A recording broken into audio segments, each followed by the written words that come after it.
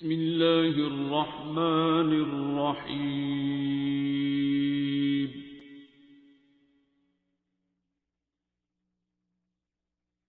अर्रहमान।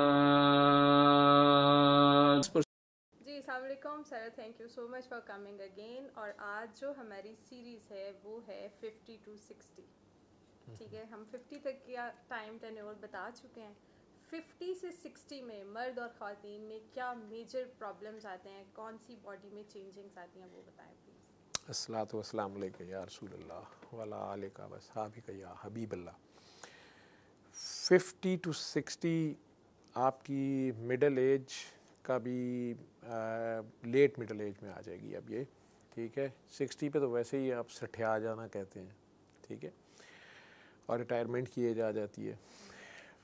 50 to 60 आपकी वो as है जहाँ पे आके आपने मैक्सिमम जो एफ़र्ट्स करनी थी आप करते रहे, और जो भी आपने बिल्ड किया, बनाया, इस्टेब्लिश किया या जो भी की, ये बिज़नेस किया, अब उसके फ्रूट जो भी आपको मिले वो इकट्ठा कर रहे होते हैं। और आगे आपके अगर अपने बच्चे हैं या आप ख़ुद हैं, आपके जो भी नियर एंड डियर वंस हैं, आप उन्हें इस्टेब्लिश करने के चक्कर में भी पड़े होते हैं। ज़िंदगी की रेस के आखिरी लम्हात आपको भी अंदाज़ा होता है, आपकी बॉडी बता रही होती है।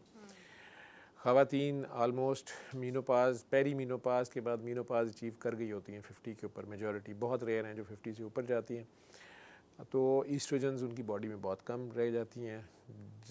जिस्म के अंदर जो पहले वाली विगर है, ताकत है, डेफिनेटली मसल मास में कम रह गई होती है। रादर अब वेट रिडक्शन ख़ुद से भी स्टार्ट हो जाती है। इसी तरह मेल्स में भी 50 नहीं तो 55 पे जाके टेस्टोस्टेरोन लेवल्स जो हैं सडनली डिक्रीज़ करने शुरू करते हैं। उनकी भी मेल विगर भी और मस्कुलर पावर भी वो भी रिड्यूस होना शुरू होती है। इवन बोन्स जो हैं श्रिंक करना शुरू करती हैं। बॉडी का होल मास इंडेक्स जो है, और हाइट कम होना शुरू हो जाती है। 50 और 60 के दरमियान मेजॉरिटी की कम से कम 1 इंच तक हाइट कम फील होती है। उनकी जो तमाम वर्टेब्रल बॉडीज़ हैं जो मोरे हैं कमर के, रीढ़ की हड्डी के, उनके दरमियान जो डिस्क होती हैं या जो जेली होती है, वो उसमें पानी की कमी हो जाती है, या फोम जैसे कह लें, या फोम का गद्दा जो है वो बैठ जाता है, पिचक जाता है। इसी तरह वो डिस्क भी पिचकना शुरू हो जाती हैं, डिसिकेट करना शुरू करती हैं। एज रिलेटेड चेंजेस हम उन्हें कहते हैं, डिजनरेटिव चेंजेस आप उसे कह लें। इसी तरह जॉइंट्स हैं उसके, तो हाइट में, कद में भी छोटा होना शुरू हो गया। मैदा और ब्रेन श्रिंक करना शुरू हो गया। अब उसने इस दौरान इस बॉडी के साथ जो भी सलूक किया था, एक्सरसाइज की थी नहीं की थी, खाना हेल्दी खाया था नहीं खाया था, नींद पूरी की थी नहीं की थी, इस सारे के अब इफ़ेक्ट्स जो हैं वो आना शुरू हो जाएंगे।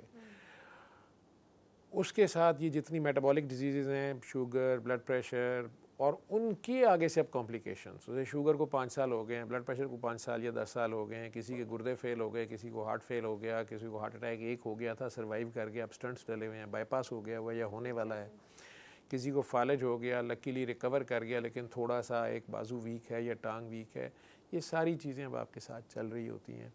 प्लस उस वक़्त आपकी औलाद जवान हो रही होती है। अगर लेट शादी की है और लेट औलाद वैसे पैदा हुई है, शादी चाहे जल्दी पैदा की, तो वो अगर छोटे हैं तो बहरहाल वो भी अभी आपका सहारा नहीं बन रहे होते।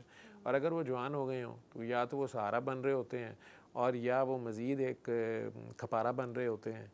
वो बड़े हो के अजीब व गरीब किस्म के कोई रिज़ल्ट्स आ रहे होते हैं, या उनकी वजह से भी कोई दुख और सुख की कहानी जो चल रही होती है।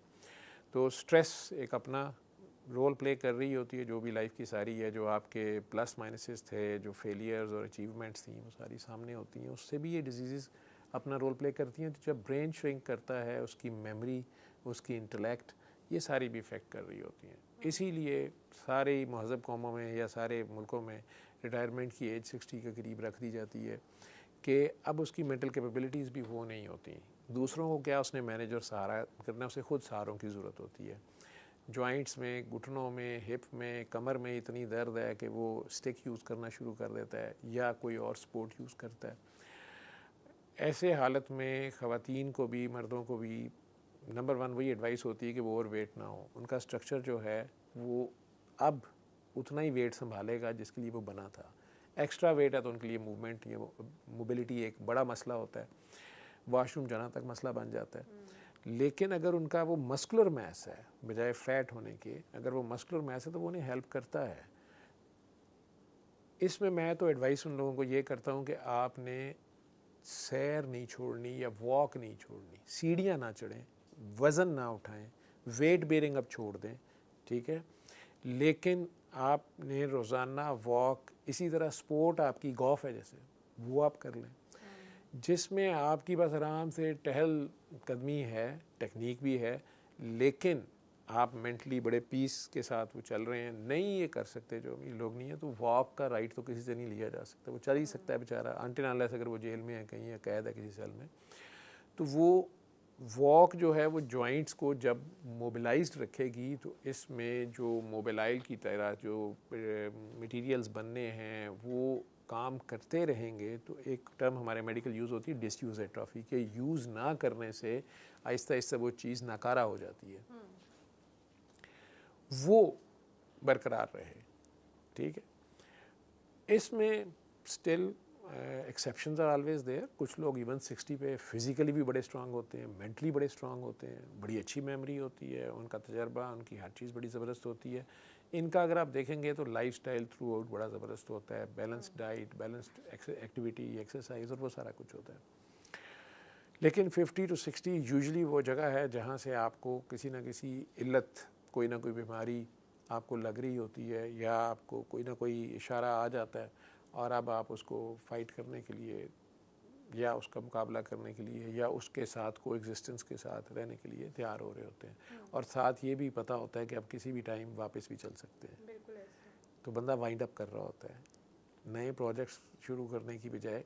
हाँ, मैं एक चीज़ जी कहूँगा कि जो लोग जिन्होंने बहुत कमा लिया, बच्चे भी इस्टेब्लिश हो गए, मियाँ बीवी भी आपस में बड़े हैप्पी हैं, अगर बीवी उनके साथ कोऑपरेट करती है मेल्स के साथ और वो समझता है वो बड़ा फिट है या कम से कम उसके पास पैसा ज़्यादा है, बजाय बेइंतहा पैसा अपने बच्चों में छोड़ के जाने के, वो ऐसी ख़वातीन को इस्टेब्लिश कर सकता है। 3 शादियों की इस्लाम में तो इजाज़त है, ठीक है। अगर बीवी को एग्जिस्टेंस पे तैयार है तो बजाय गर्ल्स का हॉस्टल बनाने के, उन ख़वातीन को जो 40 क्रॉस कर चुकी हैं और उनका सहारा कोई नहीं है, बेवा हो गई, तलाक हो गई, वो उनको चादर दे सकता है, उन्हें फाइनेंशियल सपोर्ट कर सकता है, उनके नाम कोई ऐसी कंट्रीब्यूशन फाइनेंशियल कर सकता है उन्हें करने के लिए, इस्टेब्लिश करने के लिए कि अगर उनके पेरेंट्स नहीं हैं, वो अगर उन्हें सहारे की ज़रूरत है तो ये वाली काम भी वो कर सकता है। उससे उसकी सेहत बेहतर रहेगी, मेंटल सेहत बेहतर रहेगी। I am doing something. बेगम साहबा भी अगर साथ कोऑपरेट करती हैं, लेकिन ये वो लोग हैं जो बहुत ज़्यादा, जिन्होंने कमा लिया, बहुत ज़्यादा जो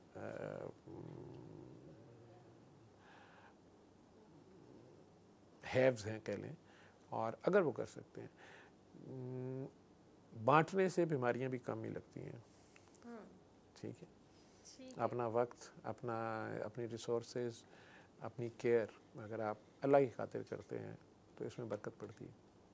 बिल्कुल ठीक है। आपने बात की कि इस एज में स्पेशली आपके स्पाइनल में भी इश्यूज स्टार्ट हो जाते हैं, तो बहुत सारे लोग जो है वो स्पाइनल ऑपरेट भी करवा लेते हैं, तो क्या उसके बाद भी बहुत सारी एहतियाती तदाबीर कोई हैं कि बस ऑपरेट करवाने के बाद वो दोबारा बड़े चौकस हो जाते हैं? नहीं, कमर की हड्डी का ऑपरेशन या नीज़ का ऑपरेशन या हिप जॉइंट्स की रिप्लेसमेंट या नी जॉइंट्स की रिप्लेसमेंट एज के साथ एक डिज़ीज़, हम उसे कहते हैं ऑस्टियोआर्थराइटिस, ठीक है।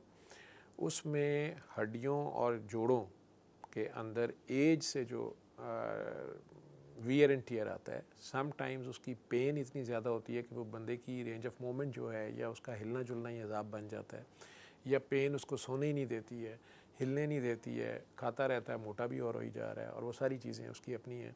उनमें अगर डॉक्टर्स देखते हैं कि ये जॉइंट बिल्कुल ही ख़त्म हो गया है, ये हड्डी बिल्कुल ही ख़त्म हो गई है, तो वो स्टील के जॉइंट्स जो हैं उसमें डाल देते हैं, उसे रिप्लेस कर देते हैं अगर वो अफोर्ड करता है, और वो स्पोर्ट के साथ शुरू में चलता है, फिर बाद में वैसे भी इस्टेब्लिश अपने आप को कर सकता है। इसी तरह रीढ़ की हड्डी में अगर उसके मोहरे कुछ ऐसे हैं जो किसी वजह से, एजिंग की वजह से, वेयर एंड टियर इतने ज़्यादा हो गए हैं कि वो उसकी स्पाइनल कॉर्ड या इम्पॉर्टेंट नर्व्स को दबा रहे हैं, कंप्रेस कर रहे हैं, उसको काम नहीं करने दे रहे, उसको शेटिका शदीद किस्म की टांग में दर्द जा रही है और वो हिलने जुलने से वज़ार है, उसकी नर्व कंप्रेस कर गई है, करीब है कि वो टांग फालिज की तरह हो जाए, उसको बाद में काम ही ना करे, तो फिर इन लोगों में स्पाइनल सर्जरी की भी जाती है। ठीक है, मुख्तलिफ उसमें ऑप्शंस हैं। उस नर्व को डिकम्प्रेस कर दिया जाता है। वर्टेब्रा उसको सपोर्ट देनी है तो कई बार वो भी स्टील के जो हैं प्रोसेसेस डाली जाती हैं, लेकिन वो पहले वाली बात बहरहाल नहीं होगी, उसको बहुत ही एहतियातें करनी पड़ेंगी, वो तो वो करेगा ही। और लेकिन उसकी मोबिलिटी जो है वो गेन करने की कोशिश की जाती है, लेकिन ये रिस्की सर्जरी होती है। कई बार जो है उससे भी जाता है बंदा, चारपाई भी आ जाता है, यूरे पखाने पेशाब का कंट्रोल ख़त्म हो जाता है। ठीक है, पैम्पर यूज़ करना पड़ता है, डाइपर या कैथेटर लगाना पड़ता है, पेशाब की नारी करनी पड़ती है, क्योंकि ये लोअर हाफ जो है आपकी कमर का, यहाँ पे ये सारे कनेक्शंस हैं नर्व्स के। जिस तरह आपकी हड्डियाँ जवाब दे गई हैं या पट्ठे जवाब दे गए हैं, उस तरह आपकी नर्व्स भी आप 55-60 प्लस हैं। ठीक, तो वो भी वायरिंग भी बस बहाना ढूंढ रही होती है कहीं से भी शॉर्ट होने के लिए, और वायरिंग शॉर्ट हो जाए तो भी इंसानों के पास उसका हल नहीं है। तो सर्जरी के दौरान अगर नर्व कोई डैमेज हो गया, स्पाइनल कॉर्ड को डैमेज हो गया, तो वो पैरालाइज हो जाता है, या उसका वो कंट्रोल ब्लैडर का या पेशाब का या पखाने का उसका कंट्रोल ख़त्म हो जाता है। लेकिन सर बहुत सारे लोग इसी चीज़ पे डर भी तो गया ना कि मतलब उनके लिए सर्जरी रिक्वायर्ड भी होती है इस एज में, ठीक है, लेकिन वो बस इस वजह से नहीं करवाते कि खुदा ना खास्ता एक छोटा सा नुकसान जो है वो बिल्कुल ही उन्हें बेड पे ले आएगा, तो हम पेन बियर करते रहते हैं, तो सर्जरी हम नहीं करवाते। तो क्या ये सही उसके लिए alternative है? दूसरे बहुत से अल्टरनेटिव हैं, उन्हें एक्सरसाइजेज बताई जाती हैं। Swimming is a very good exercise कमर के लिए, ठीक है। या फिजियोथेरेपीज़ हैं, कायरोप्रैक्टर्स हैं, दूसरी अप्रोचेस हैं जिसमें वो काफ़ी हद तक अपने आप को मैनेज कर सकता है। ठीक है, बॉडी स्ट्रक्चर अपना ठीक करता है, डाइट्स के साथ इलाज इसमें हो सकता है। बहुत सी आगे जो साइंस आ रही है वो सारी डाइट के ऊपर आ रही है बहुत ज़्यादा, कि आप अपनी बॉडी की पीएच एक सर्टन लेवल पे रखें, और आपने एसिडिक डाइट्स लेनी है या बेसिक डाइट्स लेनी है, कौन सी डाइट्स लेनी है, उनके साथ पूरी इंटरनल एनवायरनमेंट में क्या चेंज आता है आप उसे मेंटेन करते हैं। तो और इसमें इवन पाकिस्तान में भी ऐसे लोग बैठे हुए हैं, ऐसे अच्छे हकीम हैं। जलालपुर जट्टा में एक साहब है, मैं उनका रिकमेंड करता होता हूँ, हकीम बाबू गुलाम गौस साहब। वो इलाज बिल के साथ फीस भी अलग कर रहे होते हैं, बहुत अच्छे कई बार उनके रिजल्ट्स हैं कुछ लोगों के। और मुझे उनकी अच्छी बात ये लगती है कि कई पेशेंट वो कहते हैं कि मुझे आपकी समझ नहीं है, आप जाएँ, नब्ज़ देख के बताते हैं, खाम खा उसको नहीं वो लेते। तो लेकिन उनकी डाइट इतनी है, मैंने देखा है, बड़ा रिसर्च मैंने उन्हें भी गौर से देखा है कि उसके ऊपर स्ट्रिक्टली फॉलो करना पड़ता है। तो वो ज़्यादातर 90% हमारी फेवरेट डाइट्स होती हैं, उन्हें छोड़ के अब अगर आपको कद्दू, टिंडे, तोरी, वो भी टमाटर प्याज के बगैर खानी पड़े काली मिर्च में, काफ़ी मुश्किल सा काम होता है मुसलसल 2-3 महीने। लेकिन जिसे हम टाइप 2 डायबिटीज़ कहते हैं या फेक डायबिटीज़ भी हम खुद भी डॉक्टर्स कहते हैं, ये ठीक हो सकती है, सिर्फ परहेज़ से ही ठीक हो सकती है। एक है इंसुलिन डिपेंडेंट डायबिटीज़, उसकी बॉडी ने इंसुलिन बनाना ही छोड़ दिया, तो उसमें तो इंसुलिन लगानी ही पड़नी है उसको फ़िलहाल। ठीक है, लेकिन जो डाइट के साथ खुराक की बेतदाली से और लाइफस्टाइल की बेतदाली से जो से शुगर हुई है, मोटापे के साथ या जो भी फैटी लिवर के साथ मल्टीपल रीजंस हैं, वो अगर अपनी डाइट ठीक कर लेता है, वॉक रखता है, तो वो बग़ैर दवाई के भी उसमें से निकल सकता है और बिल्कुल नॉर्मल लेवल्स अचीव कर सकता है। वेट रिडक्शन बड़ी तेज़ी से होती है उस डाइट से, लेकिन करे कौन? अगर उसने सुधरना होता तो पहले इतना ना खाता, लेकिन कुछ लोग कर लेते हैं, स्ट्रॉन्ग कन्विक्शन वाले कर लेते हैं। बहुत सारे आपने कहा ना कि इस एज में आप कोशिश करें कि आपका वेट गेन ना हो, मतलब कि आप ज़्यादा मोटे ना हो आपके जॉइंट्स जो हैं उन्हें सफ़र करना पड़ेगा ना, नी के ऊपर प्रेशर आएगा जब आप चलेंगे, कमर के ऊपर हमें बैठना ही नहीं आता। हमारे मेजॉरिटी लोग जो हैं वो टीवी लाउंज में या किसी भी लाउंज में हम लोग यूं करके, सॉरी, ऐसे बैठे होते हैं, यूं करके, ठीक है, अब यूं देख रहे हैं, तो ये कमर के ये इस जगह पे उसका जो सेंटर ऑफ ग्रेविटी आ रहा होता है। हालांकि उसने बैठना है तो वो यूं बैठे कि उसकी बॉडी पूरी का वेट जो है वो ये हिप के ऊपर आए, हिप बोन के जॉइंट के ऊपर आए, और ये कमर उसकी फ्री रहे। वो जब यूं लीन होके बैठा होता है तो उसकी कमर ने भी बेंड खाया होता है और उसका सेंटर ऑफ ग्रेविटी कहीं और बन रहा होता है, और वो जगह उस पूरे वेट को बेयर करने के लिए नहीं बनी है। मुसलसल वही पोस्चर रखने के बाद कुछ अरसे के बाद वहाँ से नर्व कंप्रेस होनी शुरू हो जाएगी, मसल्स जो हैं वो जवाब दे देंगे। ऊपर से उसने एक्सरसाइज नहीं करनी, या तो वो स्विमर हो, उसके मसल्स बड़े स्ट्रांग हो कमर के, ठीक है, वो नहीं करेगा जब, तो फिर कुछ अरसे के बाद उसको उसका पे बैक वो कॉन्सिक्वेंसेस सफ़र करने पड़ेंगे उसको, वो रीज़न होती है। तो इसी तरह वेट बढ़ा लेगा, पहले ही घुटनों में उसके अब जो है जेलेटिन कम हो गई है, ठीक है, मोबिलाइल कम हो गया है, हड्डियाँ आपस में रगड़ खा रही हैं, ठीक है, जॉइंट स्पेस ख़त्म हो गई है, दो हड्डियों के दरमियान में इतनी स्पेस होती है नी में, ठीक है जी, वो अगर उसके दरमियान जो जली थी वो कंप्रेस हो गई है, डिहाइड्रेट हो गई है, दोनों हड्डियाँ जब आपस में रगड़ खाएंगी ज़्यादा देर नहीं रहेंगी, वहाँ पे स्वेलिंग होगी, दर्द शुरू हो जाएगी, सुबह बहरहाल बेहतर होगा, शाम तक बहुत बुरा हाल हुआ उसका होगा। तो ये एज रिलेटेड चेंजेस होती हैं। ठीक है, और इनका फिर कोई सॉल्यूशन नहीं है? नहीं, शुरू में तो डॉक्टर्स पेन किलर्स आप खाएंगे, पेन किलर्स के साथ ब्लड प्रेशर भी हाई होगा, किडनीज़ को भी डैमेज होगा, आईज़ को डैमेज होगा, स्टमक को डैमेज होगा, उनके साइड इफ़ेक्ट्स हैं। वो ज़्यादा देर आप नहीं खा सकते, मैदे में तेज़ाबियत शुरू हो जाएगी, स्टमक में अल्सर हो जाएगा, ज़ख़म हो जाएगा मैदे में, या गुर्दे उड़ जाएंगे उसके साथ, किडनीज़ को पेन किलर्स के फ्रीक्वेंट यूज़ के साथ। अब डॉक्टर्स कई बार उसके जॉइंट में भी इंजेक्शन लगा देते हैं, स्टीराइड्स का इंजेक्शन, थोड़ी देर के लिए वहाँ सोजिश ख़त्म हो जाएगी, या वही जेली फिल करने के लिए भी की कोशिश की जाती है। मुख्तलिफ मैय्याज आजकल PRP ट्राई की जा रही है, या स्ट्रेट अवे उसको स्टील का जॉइंट वहाँ पे डाल दिया जाता है ऑपरेट करके। महंगा ऑपरेशन है, ये भी रिस्की ऑपरेशन है, इन्फेक्शन होगी तो सारा ज़ाया गया, ठीक है। लेकिन सर जिन लोगों का इस एज में ऑलरेडी बहुत ज़्यादा वेट होता है तो उनको वापस लाते भी बड़ा टाइम लग जाता है। उनका मेरा ख्याल इस एज में जो आपका वेट है वो भी इतना स्टिफ हो गया होता है कि वो वापस भी नहीं जा रहा होता, तो उनको फिर क्या करना चाहिए? देखें, इंसान अगर करना चाहे ना तो बड़ा कुछ कर लेता है, चांद से आगे निकल गया, ठीक है, ये बातें ही हैं। वेट अपना ही रिड्यूस करना है तो उसको डाइट प्लान करना पड़ेगा। नीम गर्म पानी पीना शुरू करें, ठंडा पानी छोड़ दें, अपनी खुराक जो है उसमें जो चीज़ें वेट गेन कराती हैं उन्हें अवॉइड करें। अच्छे डाइटिशियन की हेल्प ले लें, डॉक्टर की हेल्प ले लें, या जिस तरह मैं वो हकीम साहब जो इलाज बिल ग़िज़ा करते हैं उसकी हेल्प किसी की भी ले लें। नेट पे इतना कुछ पड़ा हुआ है, उसको फॉलो कर ले। वो करना तो चाहे ना, विल पावर सबसे ज़्यादा इंपॉर्टेंट है। जैसे वेट कम करने वाले भी मैंने उन लोगों को देखा है जिनकी विल पावर स्ट्रांग थी, उन्होंने वेट रिड्यूस कर लिया। नशा सिर्फ वो छोड़ सकता है जो छोड़ना चाहता है, उसकी विल पावर अगर स्ट्रांग है ना कि नहीं मैंने इसको छोड़ना है, वो छोड़ लेता है। जो नहीं छोड़ना चाहता उसे आप साल साल दाखिल रख लें, जेलों में रख लें, आप जो ही छोड़ेंगे महीने 2 महीने बाद वो गाड़ी खंबे में मार के बैठा होता है, ठीक है। विल पावर काउंट करती है। आपने अपने अंदर इरादा कर लिया और फिर उस पर डट गए। और आप अगर अपने आप से प्यार नहीं करते, आपको अगर अपने आप से नहीं प्यार है तो डॉक्टर साहब तो रहे आपसे प्यार करने से। डॉक्टर साहब के लिए तो अच्छा है आप हर महीने नए बहाने से आएँ, पैसे भी दें, टेस्ट भी कराएं, और डॉक्टर साहब का बैंक बैलेंस बढ़ता रहे, आपका वेट बढ़ता रहे। बिल्कुल सही है। अब कुछ लोग अगर अपने विल पावर उनकी इतनी स्ट्रांग नहीं है और वो वेट नहीं कम कर पाते, तो उस सिचुएशन में स्टमक की सर्जरी करवा लेते हैं। वो अपना स्टमक ही बहुत ज़्यादा छोटा करवा लेते हैं और फिर वो बहुत बिल्कुल बच्चों वाली डाइट खाते हैं कि इसका साइज़ रहे ही छोटा। तो आया ये ठीक है प्रोसेस? ठीक है, ये मुख्तलिफ में इसमें तरीक़ाकार हैं, लाइपोसक्शन है, टमी टक है, या बैरिएट्रिक सर्जरी बेसिकली जो है। मेरे एक दो दोस्त हैं बड़े अच्छे सर्जन्स, लेकिन ये बड़ी रिस्की सर्जरी भी है एट द सेम टाइम। मोटे लोगों में उसका पूरा पहले उसको सिलेक्ट किया जाता है कि ये पेशेंट इस काबिल भी है कि नहीं, और ये माइनर सर्जरी नहीं है। इसमें पूरी टीम इन्वॉल्व होती है, ICU केयर चाहिए होती है बाद में, ठीक है। उसको कई बार वेंटिलेटर पे बहुत देर रखना पड़ जाता है, ठीक है, नहीं तो उसको मल्टीपल निमोनियाज़ होना शुरू हो जाते हैं और प्रॉब्लम्स हो जाती हैं, ये सारा कुछ करके। तो लेकिन कामयाब अगर हो जाती है, वो बंदा जो इतना बड़ा ऑपरेशन कराने पे तैयार हो गया,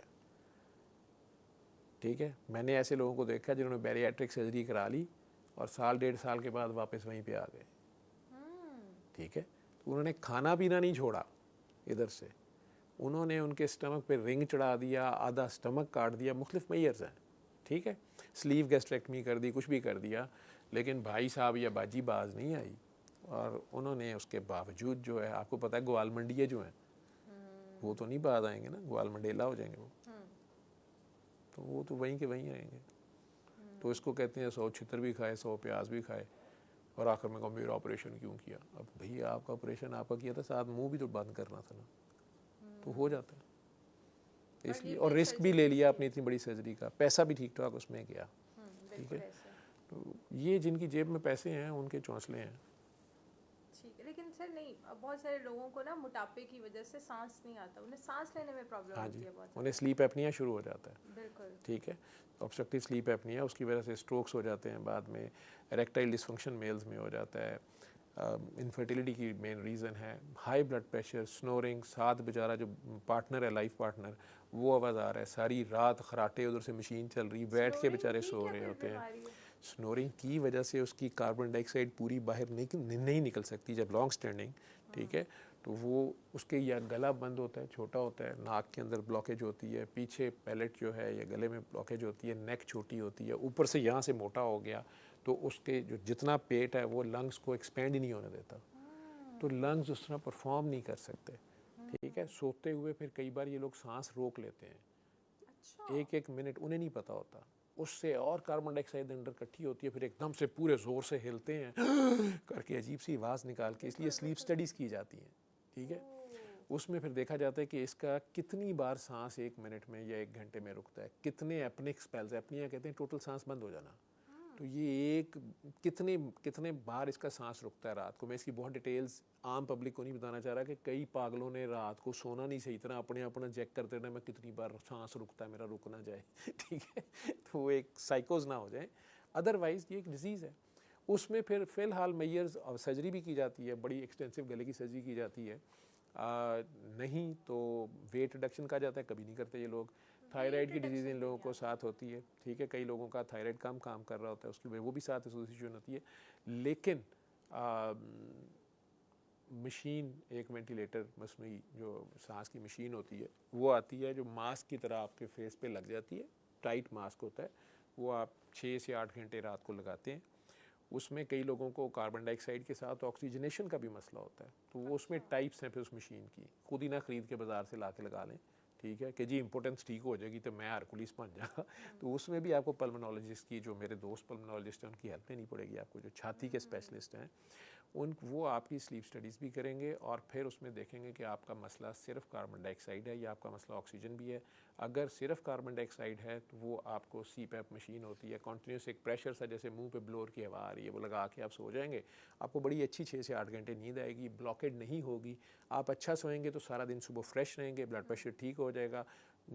मेल इम्पोर्टेंस भी अगर इस वजह से थी तो साल के अंदर अंदर वो भी ठीक हो जाती है। लेकिन अगर उसे ऑक्सीजनेशन का भी मसला है, फिर मशीन दूसरी है, वो बाईपैप है, उसके प्रेशर्स भी डॉक्टर डिसाइड करेगा कि सोते वक्त इसका इंस्पिरेशन पे कितना प्रेशर है, एक्सप्रेशन पे कितना प्रेशर है। वो मशीन ज़रा थोड़ी महंगी और होगी, वो भी लगानी उसी तरह 6 घंटे मास्क मुंह पे रख के सो गया बांध के, ठीक है। शुरू में 2-4 दिन मुश्किल लगता है, फिर आदत पड़ जाती है, जब अच्छी नींद आती है तो फिर नहीं तो ये बेचारे ऐसे होते हैं जो दिन में भी बैठे बैठे सो रहे होते हैं, रात को भी बैठ के सोते हैं, इतने इतने मोटे होते हैं, वो लेट ही नहीं सकते हैं।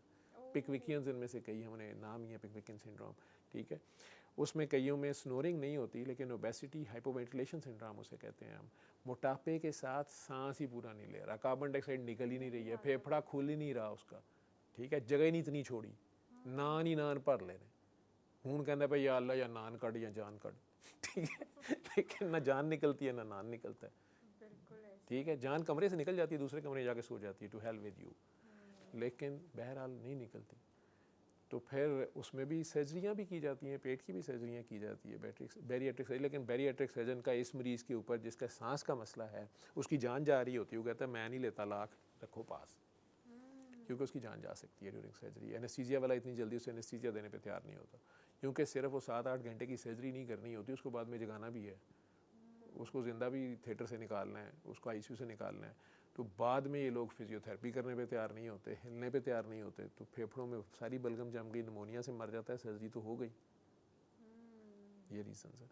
यानी सारी चीज़ें इंटरलिंक्ड है, लेकिन जो रूट कॉज बनती है वो आपका मोटापा है। तो मोटापा आपका किसी भी एज टेन्योर में आए तो उसे हमें कंट्रोल करना चाहिए। कुछ लोगों में तो ऐसी डिजीज़ होती है, ब्रेन में उसके डिसफंक्शन ऐसा, उससे सटाइटी सेंटर उसका ख़राब है, उसे पता नहीं चल रहा कि मैंने खाना रोक लेना है, मेरी ज़रूरत का पूरा हो गया है। कुछ लोगों में ये प्रॉब्लम होती है।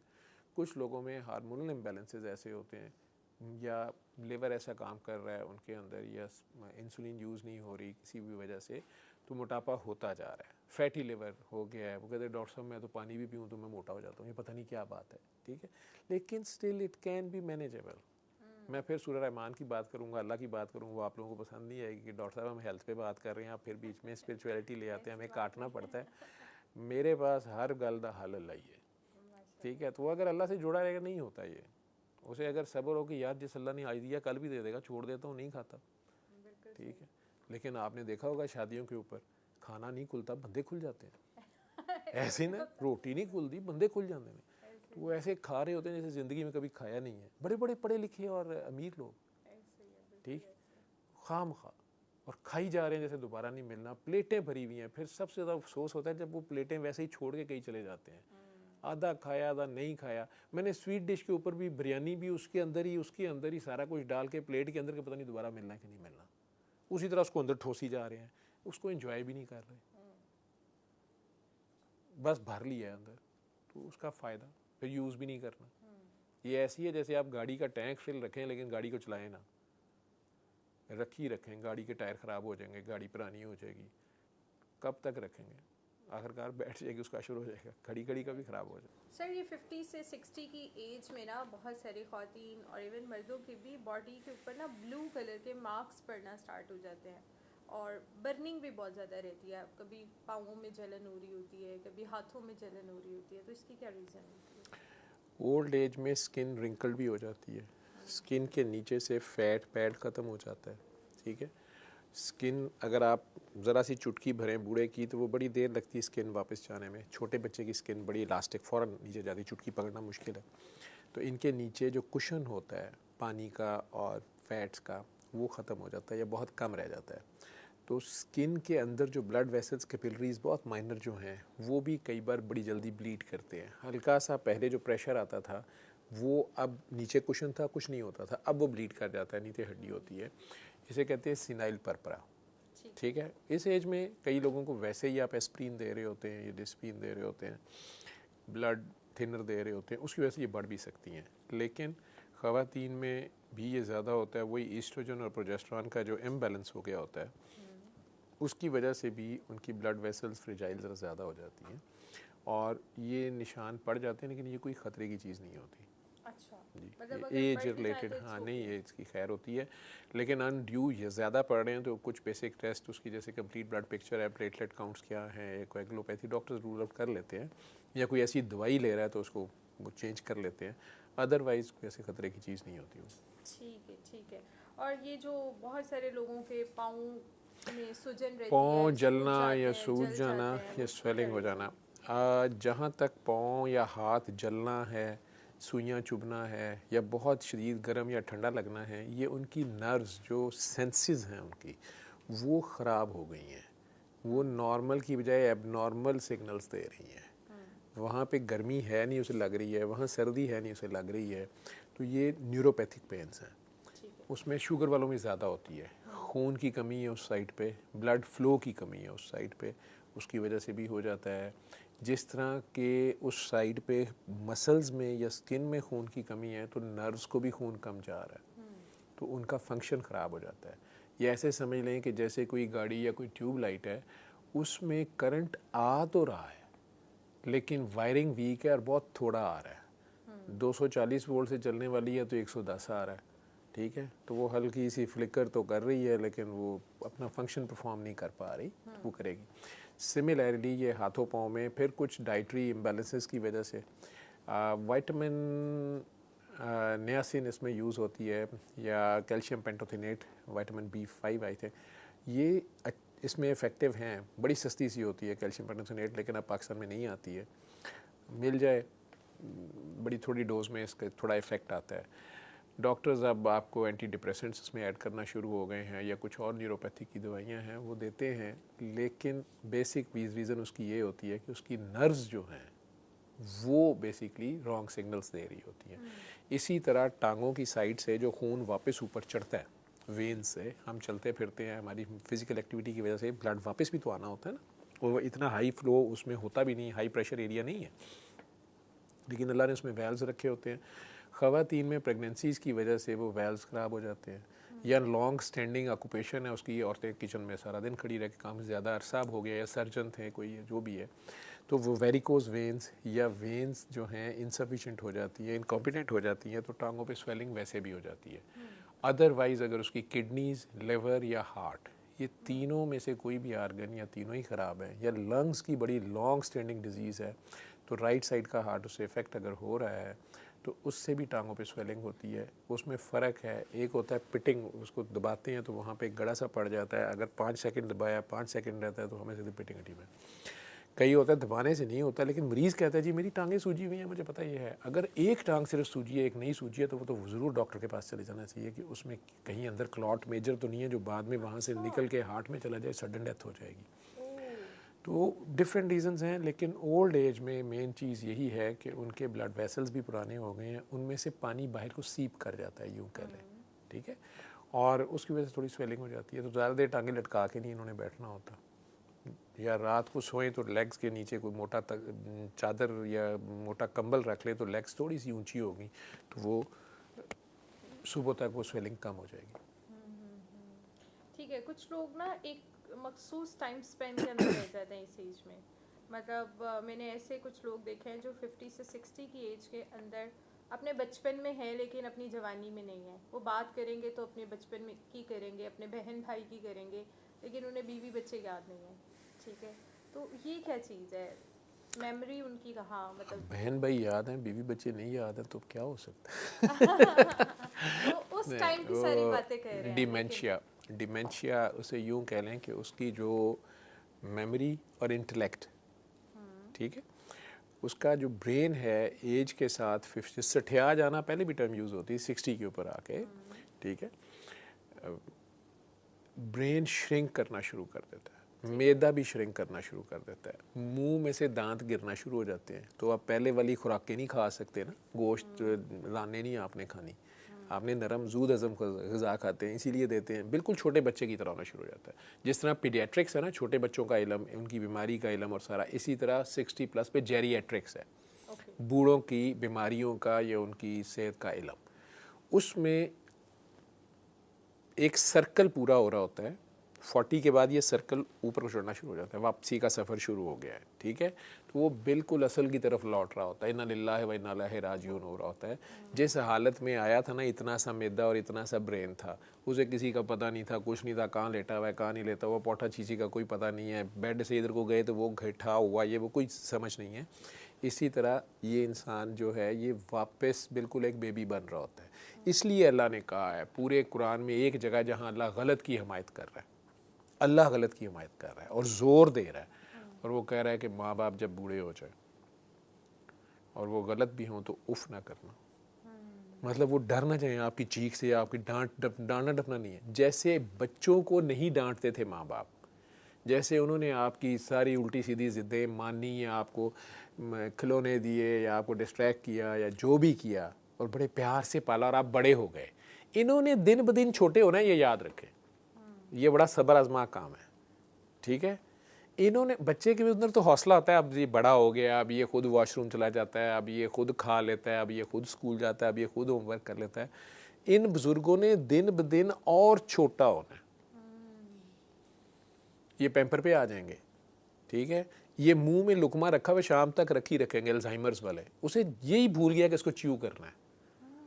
वो जो बहुत फन्ने खां था, कोई चीफ ऑफ आर्मी स्टाफ था, में क्या होता है, चीफ मार्शल एडमिनिस्ट्रेटर था, सदर था, वज़ीर आज़म था, पता नहीं क्या था, रोनाल्ड रेगन अमेरिका का, ठीक है। अब जब उसे अल्जाइमर्स हो जाता है, वो उसको ये एक बेबी जितनी भी उसमें सेंस नहीं होती है कि मैंने कपड़े नहीं पहने तो मैंने बाहर नहीं जाना, या मैंने इधर को नहीं जाना, मैं यहाँ से नीचे छत से गिर जाऊँगा, उसे नहीं सेंस है, ठीक है।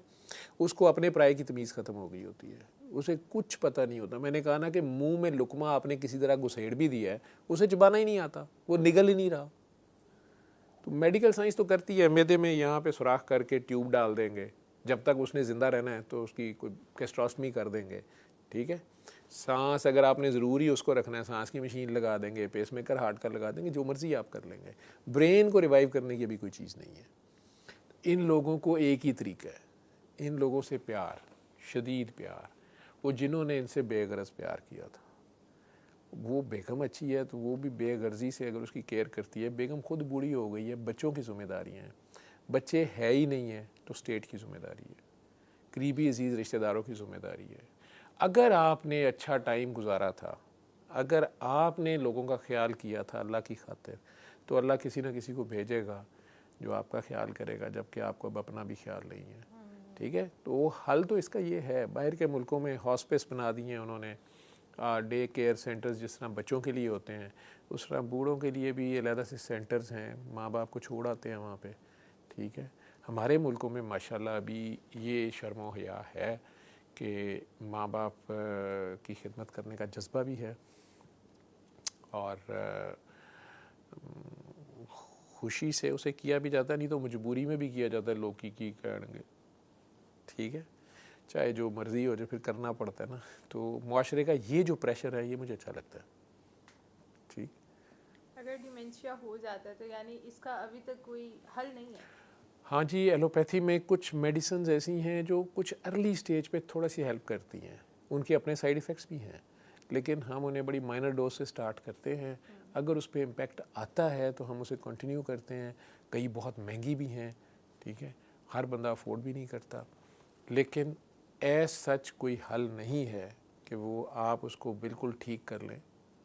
मैंने कहा ना कि प्यार करें ना, उस बच्चे के साथ खेले ना, उसे 24 आवर्स अब दे ना। ठीक है, कौन दे सारा दिन, आपने अपनी भी जिम्मेदारियां पूरी करनी है। लेकिन अगर 3-4 बच्चे हैं, 3-4 बेटे बेटियां हैं और वो और उनके बच्चे अगर उस बुज़ुर्ग को टाइम देते हैं, बच्चों के साथ ये ठीक रहेंगे, बच्चों के साथ वो फिर भी मासूम बन जाएंगे, तो मैनेज हो सकता है। लेकिन हम दो हमारे दो, चले अच्छी बात है, लेकिन वो दोनों भी निकल गए कनाडा अमेरिका। तो फिर यहाँ पे हमने एक पिछले दिनों सर्विसेज हॉस्पिटल में जब उस बंदे की डेथ हो गई तो हमें ये नहीं पता था कि इसका कौन है वाली वारस। बड़ा ढूंढ के हमने वो नंबर निकाला कि जो एडमिशन पे बंदा लेके आया था, तो वो मजंग चुंगी पे सर्विसेज में वो बंदा लेके आया था। उसने कहा जी मैं, पहले वो बोल बैठा कि कौन बोल रहा है, तो उसने कहा मैं फ़लाँ मोटर्स से बोल रहा हूँ। उसने कहा भाई जी आप एक बंदा जमा करा के गए थे 2 महीने पहले, उसकी डेथ हो गई है और आप उन्हें कैसे जानते हैं। वो पहले बड़ी देर चुप रहा, फिर उसने कहा जी आप पुलिस को इन्फॉर्म करें। मैंने कहा आप कौन है। खैर चूँकि वो बता बैठा था मैं फ़लाँ मोटर से हूँ, तो थोड़ा हमें भी इमोशनल ब्लैकमेल करना पड़ता है या पीछे पड़ना पड़ा, तो वह वो आ गए साहब। तो फिर उन्होंने जो बताया, तो उन साहब के 2 बेटे थे, एक कनाडा में एक अमेरिका में। उसने हमारे सामने उन्हें फ़ोन किए कि यार ये फौत हो गए हैं। वो कह रहे ईदी वालों को बता दे। फ़ोन बंद कर दिया उसने। उस बंदे की आंखों में भी आंसू थी। फिर जब उसने नाम लिया, मैं खुद बचपन में उस मोटर्स का बोर्ड पढ़ता होता था, वहाँ से हमारा घर उसी साइड था शादमान में, तो वहाँ से गुजरते हुए पढ़ते थे। तो उसने कहा ये उसका ओनर है और ये मेरी दुकान के बाहर बैठा रहता था, इसको जब मर्जी से घर छोड़ के आओ, ये वहाँ अपनी तरफ से अपनी दुकान पे आता था ना। तो वो बेटे बेच बूझ के चले गए हुए थे।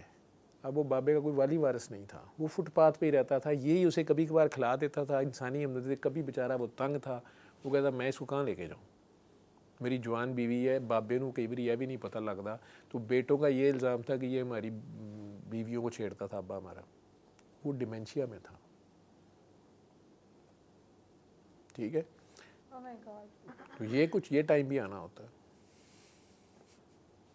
बहुत सारे लोग जो हैं वो 45 के बाद ही शादी करते हैं, तो क्या आफ्टर 45, चले पहला बेबी तो 50 के अंदर अंदर हो गया, और अगर वो सेकंड बेबी भी प्लान करना चाह रहे हैं तो क्या 50 के बाद भी चांसेस हैं? और अगर हो जाती है प्रेगनेंसी इन केस, तो उसमें फिर किस तरह की लुक आफ्टर करनी चाहिए? ख़वातीन की बात कर रही हैं? जी नहीं, ख़वातीन के अंदर तो अगर उसकी लेट 40s में प्रेगनेंसी हो जाती है, लेडी डॉक्टर्स उसको बड़ी, जो भी गायनेकोलॉजिस्ट होगी, बड़ी केयरफुली उसको मैनेज करेगी उसके साथ। और उसके बाद आप कह रही हैं 50 पे भी अगर हो जाएगी तो पूरी टीम उसके ऊपर इन्वॉल्व हुई होगी, क्योंकि वो 50 ईयर्स वाली जो खातून या 50+ वाली खातून अगर मीनोपाज नहीं हुआ और अगर उसका बेबी भी हो गया है या वो प्रेग्नेंट हो गई हैं और या किसी भी आर्टिफिशियल तरीके से वो प्रेगनेंसी कर रही हैं, यूरोप में तो मेरा ख्याल है उनकी सेहत बड़ी अच्छी है, उनकी डाइट्स, उनकी एक्सरसाइजेज, शायद ऐसी ख़वातीन पैसे लेके फोस्टर मदर्स भी शायद बन जाती हैं इस एज में भी। आई डोंट नो, शायद होंगे केसेस, मेरे इस पर ज़्यादा रिसर्च नहीं है। लेकिन इधर अगर ऐसे नॉर्मल किसी खातून कैसे हो जाए, तो उनको हेल्प तो लेनी पड़ेगी डॉक्टर्स की, और डॉक्टर्स को उन्हें देखना पड़ेगा कि बाकी कोई डिजीज़ तो नहीं है, वो ऑलरेडी हार्ट की पेशेंट तो नहीं है, वो डिलीवरी की पेन या उस स्ट्रेस को 9 मंथ्स को बर्दाश्त करेगी, उसके बाकी आर्गन्स किस हालात में हैं, वो सारा कुछ देखना पड़ेगा। और उसको प्रॉपर मॉनिटर करके अगर ये ज़हन में रखा जाए कि अब अल्लाह ने दिया और डेफिनेटली अल्लाह मालिक, अल्लाह तवक्कल चला जाएगा, वो मैनेज तो हो जाएगा, ठीक है। लेकिन बहरहाल इसमें रिस्क ज़्यादा होंगे, रिस्क उसमें ज़्यादा होंगे, और लेकिन इम्पॉसिबल नहीं है कुछ भी, उसमें तो कोई शक नहीं है। तो हो सकता है डिफरेंट किस्म की पेन्स इस एज में आपको लग जाती हैं, जैसे अभी आपने खुद जिक्र किया एक शट्टिका पेन है, ये भी बड़ी जानलेवा पेन है, टांग में दर्द जाना, तो कमर ये दर्द। क्या होती है और इससे क्या क्या हो सकता है मज़ीद? कमर से जो मेन तार पाँव के नाखून तक आती है, टांग को चलाने में, मसल्स को चलाने में, हिलाने में, झुलाने में, दौड़ाने में काम करती है, शेटिक नर्व है वो। तो जो दर्द, कमर दर्द जो सिर्फ कमर में रहे, नीचे की कमर की दर्द, उसे लम्बैगो बोलते हैं। लेकिन अगर वो टांग में जानी शुरू हो जाए तो उसे शेटिका बोलते हैं, ये टर्म यूज़ होती है, ठीक है। और ज़्यादातर वो शेटिक नर्व जो है वो मोहरों के दरमियान से जहाँ से निकलती है वहाँ दब रही होती है, क्योंकि दोनों मोहरों के दरमियान जो डिस्क होती है समटाइम्स वो एज के साथ बैठ जाती है या किसी ट्रॉमा से बैठ जाती है, तो उसकी कंप्रेशन की वजह से वो पूरी एक लाइन की लाइन आउटर साइड पे, ये टांग के वो नीचे पाँव के बाहर वाली साइड तक वो दर्द जा रही होती है, इसे री की दर्द भी आम ज़माने में बोलते थे। तो इसमें सर्जिकली तो वो आपको ऑपरेट करके कई बार नर्व को डीकम्प्रेस ही करना पड़ता है अगर वो बुरी तरह ट्रैप हो गई हो वहाँ पे, और कई बार उसकी वहाँ से पेन रिसेप्टर्स उड़ा दिए जाते हैं कि दर्द उसको फील ही ना हो, टांग उसकी नम रहती है। लेकिन मैंने कहा ना कि उसमें ख़तरा होता है कि उसका ब्लैडर कंट्रोल या उसका जो है खाने पेशाब का कंट्रोल लॉस होने का भी ख़तरा है, उसकी चलने फिरने का भी ख़तरा है, उल्टा पैरालाइज होने का भी। लेकिन उससे पहले मैक्सिमम ट्राई किया जाता है कि उसको फिजियोथेरेपी कराई जाए, कायरोप्रैक्टर भी उस पर ट्राई किया जा सकता है, और दवाइयाँ जो एलोपैथिक मेडिसिन है वो सिर्फ़ और सिर्फ उसको पेन किलर है जो टेम्प्रेरी रिलीफ है, थोड़ी देर के लिए, जब तक उसका इम्पैक्ट रहेगा, उसकी पेन कंट्रोल रहेगी, जब वो दो गोली का इफेक्ट ख़त्म होगा, वो कंटिन्यूस हल नहीं है मसले का।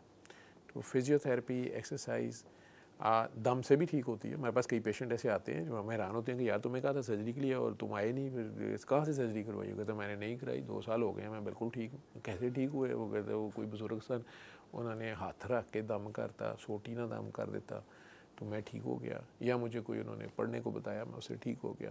तो एक ही बीमारी के कुछ 70 इलाज, सरकार की शायद हदीस है, एग्जैक्ट मुझे नहीं पता, लेकिन कोई है, तो वो है इलाज अगर उसने कोई एक्सप्लोर कर लिया। एक बंदा क्वार गंदल, उसने मुझे कहा कि जी मैं ये खाता रहा हूँ एलोवेरा जो है देसी, उसका गूदा निकाल के, तो उसने कहा जी मैंने 16-17 दिन रोज़ सुबह नहारूँ खाता था गर्म पानी के साथ। हालांकि दोज़ख में शायद ये लोगों को खाने को दिया जाएगा गर्म पानी भी, और उसने शायद दोज़ख की सज़ा यहाँ ले ली जो किसी की हाल। कहता है 17वें या 18वें दिन एकदम मुझे खांसी आई है, मैं पीछे ऐसे हुआ हूँ खांसी के साथ, डॉक्टर साहब मेरी तो उस दिन से दर्द ठीक है।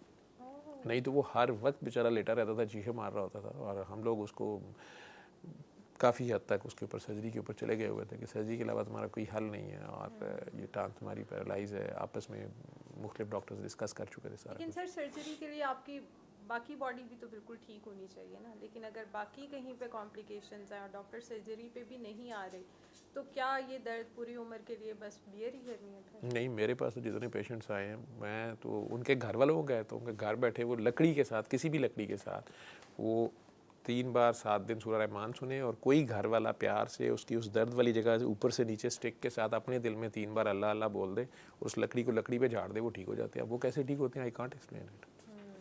मैं उसमें मेरा ही करना ज़रूरी नहीं है, कोई भी कर ले, बहुत से हैं आपको पढ़े लिखे, तो वो तरीका इलाज है, ये भी एक। ठीक है। और सर बहुत सारे लोग ना कपिंग करवा लेते हैं, हाँ जी। वो क्या चीज़ होती है? मैंने अक्सर हिजामा का वर्ड उसमें यूज़ किया जाता है, और वो ये उसके पीछे शायद लॉजिक ये है कि जी जो गंदा खून होता है या एक्स्ट्रा खून, कुछ उसका ब्लड लॉस होता है बेसिकली, तो यूरिक एसिड डेफिनेटली उससे कम होता है, हो सकता है उसमें ब्लड लॉस होने की वजह से। बाकी उसके पीछे साइंस क्या है वो लोग बेहतर जानते हैं। हिजामा को नबी करीम सल्लल्लाहु अलैहि वसल्लम से एट्रीब्यूट किया जाता है कि सरकार दो आलम भी करवाते थे। पच लगाना इसे कहते थे, पाँव के अंगूठों के पास लगाया जाता था, या मुख्तलिफ़ जगहों पे, ये भी पॉइंट्स हैं मुख्तलिफ़ बॉडी में, मुख्तलिफ़ जगह पे, मुख्तलिफ़ डिजीज़ के लिए जिन लोगों का ये इल्म है वो ये करते रहे हैं। पहले ज़मानों में इलाज इससे भी होता रहा है। इसमें ज़रूरी ये है कि साफ़ ब्लेड यूज़ किया जाए, इन्फेक्शन ना एक दूसरे को ट्रांसफ़र हो जाए, किसी ब्लड वेसल को ना कहीं आप काट बैठे और ब्लीडिंग ज़्यादा हो जाए। तो जो लोग करते हैं वो इसमें माहिर होते हैं, वो कर लेते हैं और कई चीज़ों में इफ़ेक्टिव भी है। तो ये करवा लेना चाहिए यानी? नहीं, मैं तो इसका स्पेशलिस्ट नहीं हूँ, मैं तो नहीं करता। मुझे तो अपने आप को कट लगाना बुरा लगता है, मैं किसी को तो नहीं लगाता। सर्जरी में नहीं तो मैं चला जाता, 8 सर्जरी बड़े पैसे कमा सकता हूँ। तो मुझे कट लगाना अच्छा हमारी यूथ स्पेशली वो ज़रा सी पेन होती है तो कहते हैं हम हिजामा करवाने लगे जी, हमारे नबी उन्हें पाक फ़र्क पड़ता होगा। नबी करीम सल्लल्लाहु अलैहि वसल्लम के बारे में कुछ हदीस ऐसी हैं जो ज़ईफ़ हैं, और मैंने कई शेखुल हदीस जो हैं उनसे पूछा है कि ये बड़ा कहा जाता है कि इलाज कराना तुझी सुन्नत है। तो मुझे कोई अथेंटिक हदीस और वाक़या दें जिसमें सरकार दो आलम बीमार हुए मासवाई मज़ुल मौत में, जिसमें आखिर में उन्हें बुखार था और उन्होंने कहा कि 7 कुओं का पानी लाओ और मेरे ऊपर डालो। उसके अलावा कोई ऐसा वाक़या तो वो फिर सारी कहते हैं कि नहीं, कोई नहीं है। तो ये टर्म बड़ी यूज़ होती है कि इलाज कराना सुन्नत है। मैं बताएं कहाँ कराया उन्होंने इलाज। उसी में हिजामे के बारे में भी कहा जाता है, लेकिन मुझे अथेंटिक चीज़ नहीं मिली। ठीक है सर, इन्फेक्शंस क्या क्या हो सकती हैं इस ओल्ड एज में? ओल्ड एज जिस तरह छोटे बच्चे प्रोन होते हैं इन्फेक्शन को, उनकी इम्यूनिटी अभी फुल डेवलप नहीं हुई होती, इसी तरह जो बूढ़े होते हैं 60+ बेसिकली 50 to 60 में अगर शुगर कंट्रोल नहीं है या मोबिलिटी उसकी नहीं है, मोटापा बहुत ज़्यादा है, खांसी भी नहीं पूरी कर पा रहा, सांस ख़राब है उसका या कुछ दूसरी, तो वो इन्फेक्शन होने के चांसेस होते हैं। या मोटापे की वजह से रीगर्ज हुआ और वो लंग्स में ले गया, एस्पिरेट कर गया। ठीक है। बाकी इन्फेक्शन उसको कोई भी हो सकती है। ख़वातीन में जो है उन्हें पेल्विक इन्फ्लेमेटरी डिजीज़ हम उसे कहते हैं, उनको उनके जेनिटल एरिया में इन्फेक्शन बहुत ज़्यादा होती हैं ईस्ट्रोजन की कमी की वजह से। उसकी वजह से ड्राई एरिया वो हो जाता है सारा, वहाँ ख़ारिश बहुत ज़्यादा हो जाती है। वहाँ पे लुब्रिकेंट क्रीम्स भी उन्हें स्पेसिफिक दी जाती हैं, ईस्ट्रोजन क्रीम्स। उसका नुकसान ये नहीं है कि वो वहाँ लोकली सिर्फ अप्लाई होती हैं, वैसे ईस्ट्रोजन खाने का नुकसान होता है कि उसको कैंसर ग्रो कर सकता है। ठीक है, कहीं भी तो वो अप्लाई डॉक्टर्स बता देती हैं उन्हें, आप ये लगाएं या कुछ करें। अगर फंगल इन्फेक्शन है, फंगल इन्फेक्शन ज़्यादातर ड्राइनेस में होती हैं, उसके हिसाब से एंटी फंगल उन्हें रिकमेंड कर देते हैं। लेकिन हमारे यहाँ जिस तरह आप मुझे पूछ रही हैं, मेरे मुंह से कोई कैप्सूल निकल गया या एक आंटी ने खाया कैप्सूल, उसने पूरे महल्ले में बता देना सारियों को तुसी भी खाओ है। ठीक है, डॉक्टर का फार्मूला पता लग गया, मैं भी यही खाता है तो नहीं ठीक हुआ है। ठीक है, उसका मसला ही कोई और है। तो वो एंटी फंगल्स भी खाना शुरू हो जाते हैं जिनके अपने बहुत ख़तरनाक साइड इफ़ेक्ट्स हैं, बड़ी स्पेसिफिक डोजेज़ में देनी होती हैं तो एंटीबायोटिक्स ही। तो वो ख़तरनाक बात है, इसलिए मैं दवाइयों के नाम तो नहीं लेता, वो लोग खामखा ना फंस जाएं। अदरवाइज़ ये इन्फेक्शंस होती हैं। बुढ़ापे में दांतों की बहुत मसाइल होते हैं, 50 के बाद उसकी कैविटीज़ बहुत बन रही हैं, उसकी सफाई वो पूरी नहीं कर पा रहा, मुंह के अंदर बहुत सी बीमारियां उसकी आने शुरू हो जाएगी। जब उसकी कमज़ोर बॉडी है और वो ख़ुद भी कमज़ोर है अगर, और ऊपर से शुगर हाई है या डाइट बैलेंस्ड अब नहीं है, खाया नहीं जा रहा, मैदे के मसले उसको शुरू हो जाएंगे, चबा नहीं सकेगा ना, तो वो सख्त ग़िज़ा वैसे ही ले जाएगा मैदे में, पेट दर्द शुरू हो जाएगी। ठीक है, कभी कब्ज़ शुरू होगी, बुढ़ापे में कब्ज़ बड़ा मसला है उन लोगों का, वो रिफ्लक्स उनका बहुत कम हो गया होता है। ठीक है, ज़ोर इतना रहा नहीं रहा होता, और डाइट अगर उनको उस हिसाब से ना दी जाए, जूद हज़म खुराक ना दी जाए, तो उनसे वो हज़म नहीं हो रही होती। मोबिलिटी और एक्सरसाइज अब उनकी उतनी है नहीं है, तो वो उनको सफ़र करना पड़ रही होती हैं ये चीज़ें। ठीक है, फॉल्स हैं, गिरते बहुत ज़्यादा हैं, उसमें चोटें लग रही हैं, हड्डियाँ टूट रही हैं, ये ओल्ड एज में है। 50 से 60 की उम्र में ना बच्चे भी अपने माँ बाप को ये विटामिन खा लें, ये एनर्जी टैबलेट्स ले लें, ये अच्छी होती है, तो क्या ये चीज़ विदाउट कंसल्टेशन ऑफ डॉक्टर्स कर लेनी चाहिए? कुछ तो स्पेसिफिक डेफिशिएंसीज होती हैं, डॉक्टर्स को पता चल जाता है ये फ़लाँ दवाई ले रहा है या इसकी फ़लाँ प्रॉब्लम्स हैं, इसको स्टमक के या स्मॉल इंटेस्टाइन के या लार्ज इंटेस्टाइन की ये प्रॉब्लम्स हैं, तो इसके फ़लाँ हार्मोन्स की, फ़लाँ विटामिन्स की डेफिशिएंसी है, मिनरल्स की डेफिशिएंसी है, इसको जिंक दे दूँ मैं, इसको मैं आयरन दे दूँ, या इसको फ़लाँ विटामिन जो है मैं दूँ, तो वो तो डॉक्टर स्पेसिफिक डोज में देंगे, तो वो ठीक है।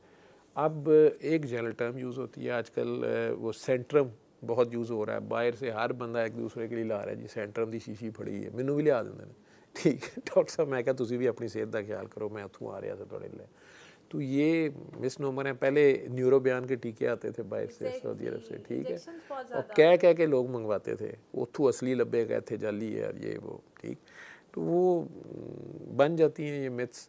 लेकिन वाइटामिन या फूड सप्लीमेंट्स वो आपको देने चाहिए, लेकिन उसको पहले बैलेंस डाइट भी दें, सिर्फ सप्लीमेंट्स में नहीं चलेगा वो, ठीक है, वो भी तो देंगे ना उसको। ठीक है। ये स्टमक अल्सर ये क्या होता है?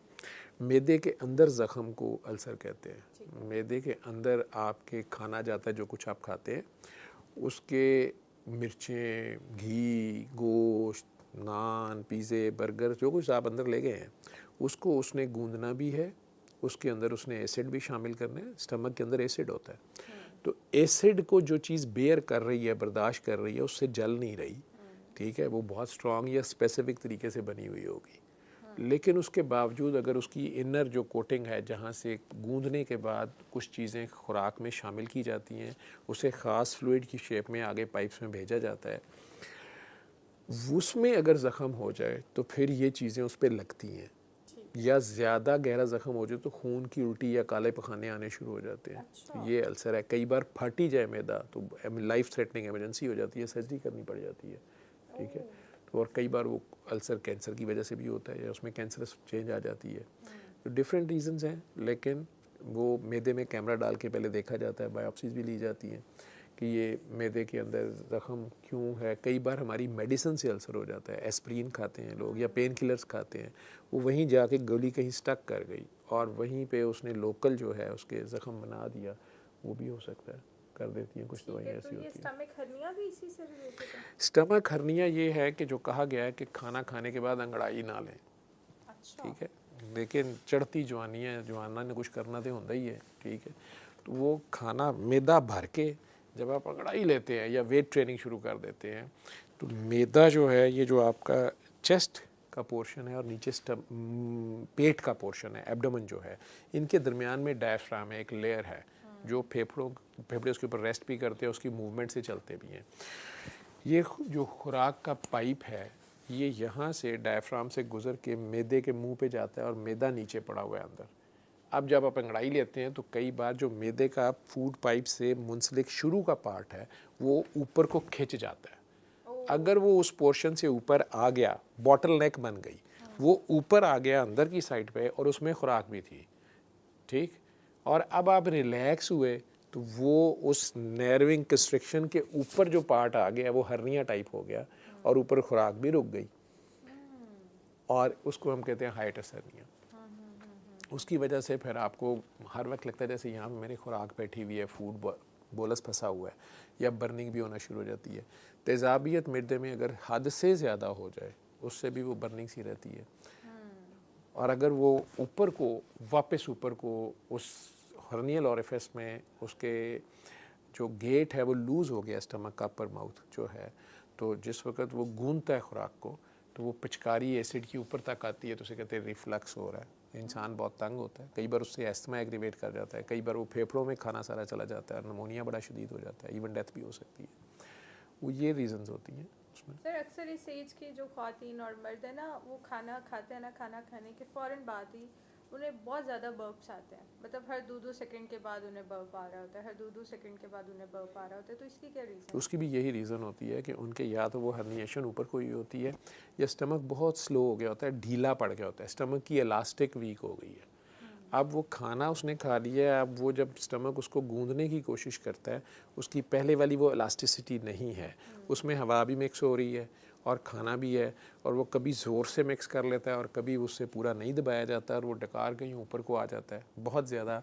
वो जिसे कह लें कि हवा जो है उसमें चूँकि इकट्ठी हुई भी है तो वो ऊपर को निकल आती है, तो वो डकार सा बन जाता है, बर्फ सा बन जाता है।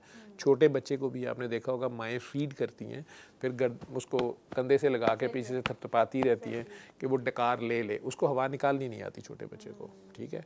बूढ़ों में भी यही मसला होता है, लेकिन अब इनका मैदा श्रिंक करने के साथ ढीला भी पड़ गया होता है, उसकी वजह से ये मसला होने हो रहा होता है, और साथ हर्निएशन अगर होगी तो और मसला है उसका। ठीक है, तो अगर इस तरह की कोई चीज़ हो जाए तो वो मेडिकेशन की तरफ जाते हैं ऑब्वियसली, तो वो जब मेडिकेशन की तरफ जाते हैं तो उनकी एक चीज़ तो ट्रीट हो रही होती है, लेकिन दूसरे ही हाथ कोई और चीज़ उनकी ख़राब हो रही होती है। तो बुज़ुर्गों को इस एज में जो है वो आप ये करेंगे कि उन्हें एक तो नरम ग़िज़ा खिलाएंगे, उनको बिठा के खिलाने के बाद आधा घंटा बिठाए रखेंगे, वो फ़ौरन लेटेंगे नहीं, ओके, ठीक है, अपराइट रहेंगे, उन्हें लिटाए लिटाए मत खिलाएं, ठीक है। उनको स्लो स्लो खिलाएं, उन्हें ठोंसे ना, उन्हें पहले वाला आराम से नीचे ले जाने दें। वो मुंह से या गले से जाता आपको नज़र आ गया, लेकिन वो स्टमक तक जाते हुए उसको टाइम ज़्यादा लगता है, ठीक है। फिर अगला लुकमा उन्हें दें, ठीक है। फिर वो उसे च्यू करते रहें, अच्छी बात उन्हें च्यू करने दें। फिर जब ले जाए तो बड़ा सब्र आजमा काम है। जितने सब्र से उन्होंने आपको पाला था उतने सब्र से अब आप उन्हें पालें। बिल्कुल ठीक है। फ्रैक्चर और इंजरीज बहुत ज़्यादा रिस्क हो जाता है इस एज में, हड्डियाँ भी especially, कमज़ोर होती हैं और गिरते भी बहुत हैं, बैलेंस भी नहीं होता। और रिकवर भी नहीं जल्दी होता। हड्डी दोबारा इस एज में रिकवर करना, उसका रीजनरेट करना वैसे ही तकरीबन नियर टू इम्पॉसिबल होता है। अब आपके अंदर वो ग्रोथ हार्मोन और वो सारी चीज़ें उस तरह होती नहीं हैं, इसलिए यूजुअली स्टील की चीज़ें या प्रोसेसेस डाली जाती हैं और इसके अलावा कोई हल नहीं होता।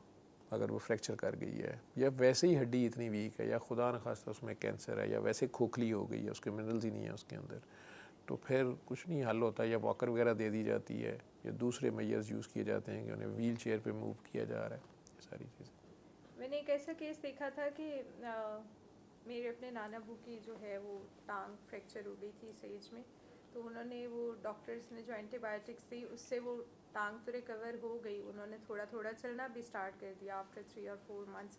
लेकिन एक दिन उनका अचानक से बीपी नील कर गया और डॉक्टर के पास लेके गया तो उन्होंने कहा जी इनको तो स्टमक के बहुत ज़्यादा प्रॉब्लम स्टार्ट हो गए, स्टमक में अल्सर ब्लीड कर गया उनका और उससे उनके प्रेशर्स एकदम नीचे गए और वो अल्सर उन्हें पेन किलर्स के साथ हुआ। जो भी pain killers, antibiotics, long standing जो भी दवाइयाँ उन्होंने ली उससे मैदे में अल्सर होता, अल्सर ब्लीड कर गया।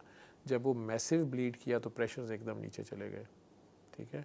और कंपनसेटरी मैकेनिज़्म उस बॉडी में उस वक्त इतने नहीं एक्टिव काम करते इस एज में आके कि वो उसे फ़ौरन कंपनसेट करते, इसलिए वो शॉक में चले गए।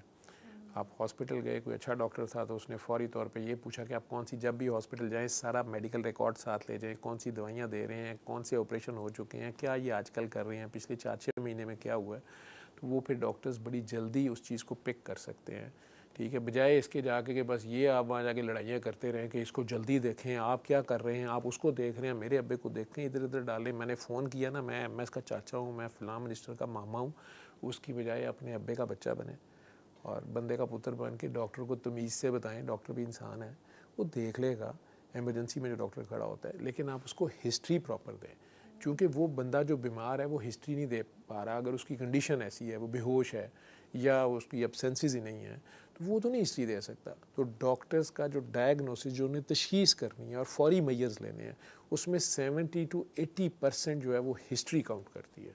तो वो हिस्ट्री बताने वाला असल चीज़ बता ही नहीं रहा, यही रोई जा रहा है, भाभी ने मारता जी, मैं पहले ही कहता सा, मैं उन्होंने क्या सी इधर ना जाओ यार, डॉक्टर का इन चीज़ों क्या ताल्लुक है।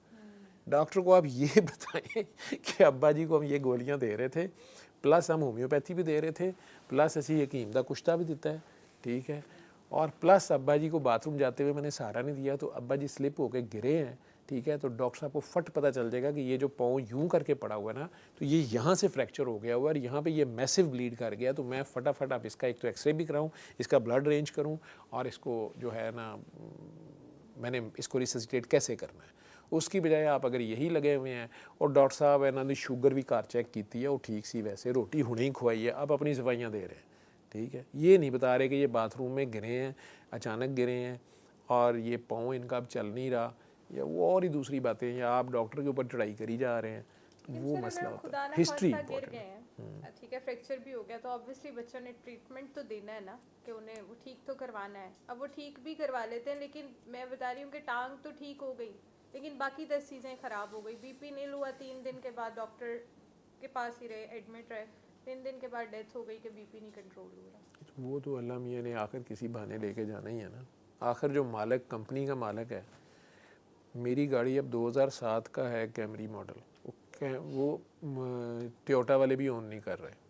मैं लेके जाता हूँ, कहते सर जी ये पार्ट्स ना ध्यान देने ना साढ़े कोल ने, तुसी आपे ही बलाल गंज तो लभ के पा लो, ठीक है। लोहे की जापान की बनी हुई गाड़ी, तो वो भी बेचारी जो है उसके पार्ट्स नहीं आ रहे, तो ये इंसान है गोश पोश का। और उसने कह जो दिया इन्ना लिल्लाहि व इन्ना इलैहि राजिऊन, आना तो तुम्हें मेरे पास ही है, तो अभी आ जाओ, मरने से पहले मर जाओ ना मेरे पे, मैं माड़ा ही। वो ये कह रहा ना कि मैं ज़्यादा प्यारा हूँ, तुम मुझे देखो। तो अगर आप पहले ही उस पर मर जाएं तो फिर आप नहीं मरते, ये एक हल है। ठीक है। और इस एज में 50 से 60 में अगर कोई स्ट्रेस आपको आ जाए तो क्या वो स्ट्रेस भी आपकी डेथ की रीज़न बन सकता है? बिल्कुल बन सकता है। स्ट्रेस आपकी सोच के ऊपर इफ़ेक्ट कर रही है ना, वो ऐसी स्ट्रेस है, ऐसा सदमा है कि उसने आपका ब्लड प्रेशर बहुत ऊपर ले गया, ये ऐसा खौफ है कि आपको शॉक में ले गया, ठीक है, हार्ट का रिदम ख़राब हो गया, स्ट्रोक हो गया। शदीद शॉक या सदमा या खौफ या स्ट्रेस वो जानलेवा हो जाती है, और इस एज में उस बंदे का ऑटोनॉमिक सिस्टम भी, फाइट एंड फ्लाइट वाला सिस्टम भी पूरा काम नहीं कर रहा होता। सीवियर डिप्रेशन जान ले लेता है, बंदा खाना भी नहीं छोड़ गया, या वो शॉक में चला गया फियर के साथ, हार्ट का रिदम उसका ख़राब हो गया, उसे हार्ट अटैक हो गया या ब्रेन अटैक हो गया। ये सारी चीज़ें काउंट कर सकती हैं किसी वक्त भी। और ये जो बात बनी हुई है ना कि बस जी गमा तो ख्याना नहीं चला गया, ठीक है, ये गम धोखे बड़े जानलेवा होते हैं, एवं नहीं गल्लां बड़ियां, ठीक है, कोई तो गल है, ठीक, तो वो स्ट्रेस ले लेती है। उसमें डिपेंड करता है ना फिर वही बात कि वो बंदा जो है वो अपने अल्लाह से कितना जुड़ा हुआ है। अगर तो वो अल्लाह से जुड़ा हुआ है तो वो बड़े सब्र से वो सब्र से अपने अल्लाह की रज़ा समझ के उस पर कायम हो जाएगा। और अगर वो मैं मेरा बच्चा, मेरा माल, मेरा खाना, तो वो तो फिर उसका माल पे ही कोई कब्ज़ा कर गया सारी ज़िंदगी में, जो उसने करोड़ों जोड़े थे वही कोई स्कैम हो गया है, तो ऐसे दुख में भी मारा जाएगा। हो सकता है स्ट्रेस अपनी ले लेती है, आप साइकोलॉजिकली लोग टोटल साइकोसिस में चले जाते हैं, लॉस्ट हो जाते हैं, इट कैन बी। यानी स्ट्रेस भी आपको कभी भी स्ट्रेस एक मेजर चीज़ है, इसमें कोई शक नहीं है। अगर नहीं है तो फिर जेलों में जो पॉलिटिकल कैदी होते हैं इन्हें स्ट्रेस क्यों दी जाती है? ये कोई तो टॉर्चर, कोई तो रोल प्ले करती है ना। तो दूसरी कौमें जो आजकल जो नया वॉर वेपन है वो स्ट्रेस ही है। आपको मेंटली इतना डिग्रेड कर दिया जाए, आपको मेंटली इतना डिमोरलाइज कर दिया जाए कि आप फाइट का या compete करने का सोचें भी ना, ठीक है। आखिर कुछ तो हुआ है कि पूरी दुनिया जो है वो बेस हुई है।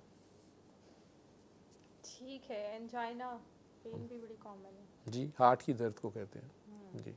तो ये भी एज में हो जाती है? इस एज तक तो काफ़ी हो गई होती है। दिल के मामला तो आपको पता है 15-16 साल की उम्र से शुरू होते हैं लेकिन दिल बड़ा ढीठ होता है, तो इसी एज में ठीक है ना। स्टार्ट होती है। नहीं, वो दर्द ज़्यादा जानलेवा होती है, वो मरने भी नहीं देती ना, ये तो फिर भी जान छूट जाती है, ठीक है। तो वो दर्द तो मरती भी नहीं, किसी के घर होती है और काबू भी नहीं आती कई बार, और आ जाए तो फिर बंदा तब भी पछता रहा होता है कि की गले पा बैठा, तो वो दर्द बड़ी और होती है, ठीक है।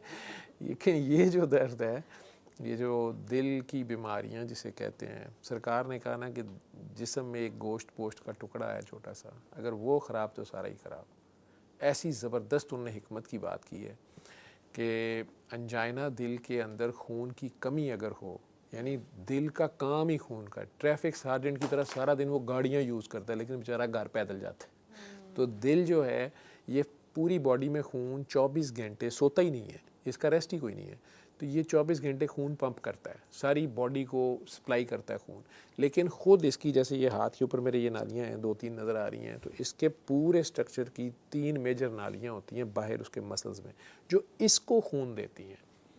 ये जब पंप मारता है ना तो वो खून इसके काम नहीं आता, जब ये रिलैक्स होता है ना तो थोड़ा सा खून वापस नीचे को गिरता है, वो बेचारे के काम आता है रेस्टिंग कंडीशन में, ठीक है।